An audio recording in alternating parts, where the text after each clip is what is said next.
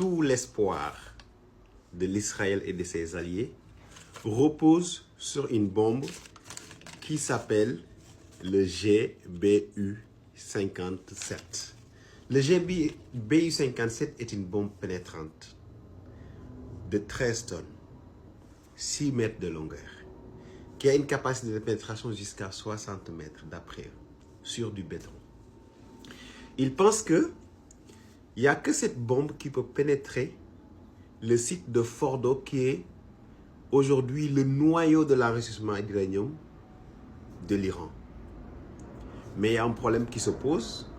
Le Pentagone n'est pas du tout convaincu que cette bombe est capable de pénétrer cette montagne.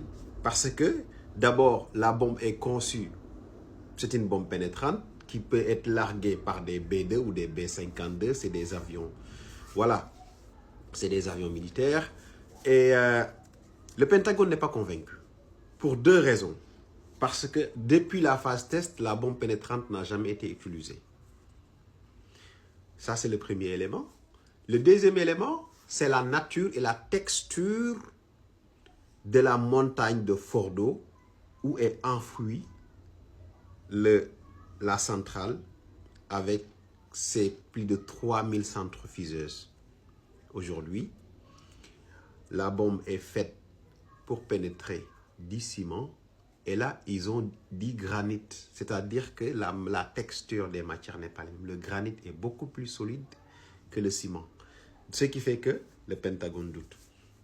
Maintenant, moi, quand je vois toute la littérature journalistique qui est derrière le site de Fordo, ça me rappelle le site de Toroboro en Afghanistan, où il disait que c'est là où se cache Ben Laden. Il mettait des images 3D avec une grotte à plusieurs étages, on dirait des trous de rats, on dirait la grotte de James Bond. Et voilà, c'est la même chose qu'ils sont en train de faire aujourd'hui sur Fordo.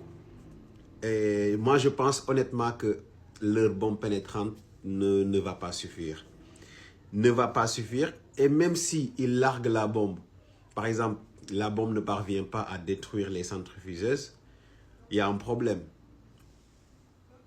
L'entrée du site sera ensevelie, ça c'est sûr.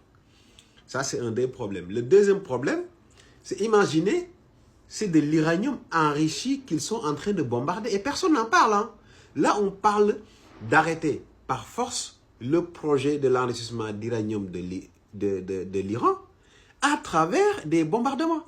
C'est-à-dire que le jour où ils vont atteindre ces centrifugeuses, c'est combien de fois Tchernobyl qu'ils vont créer? Combien de milliers de morts ça va créer?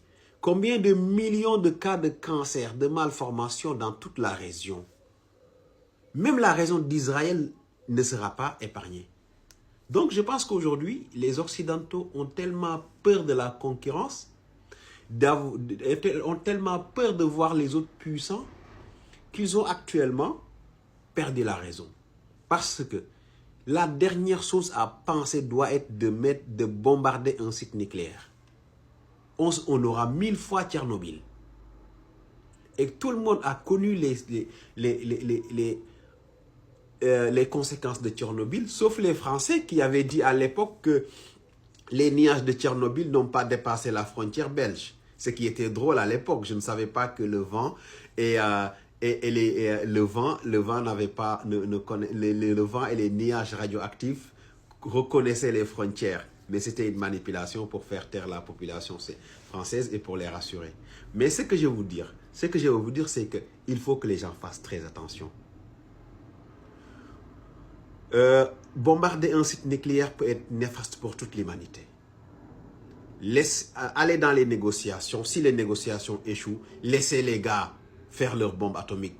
Cette littérature de dénigrement avait eu lieu sur la Corée du Nord. Je pense que depuis la Corée du Nord a eu sa bombe atomique, personne ne l'a vu créer ne serait-ce qu'une petite rébellion.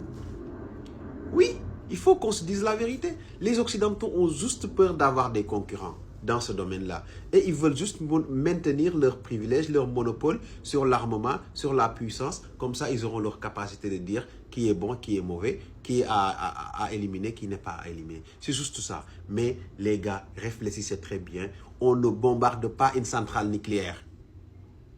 Si vous bombardez Fordo, vous allez vous-même vivre les conséquences.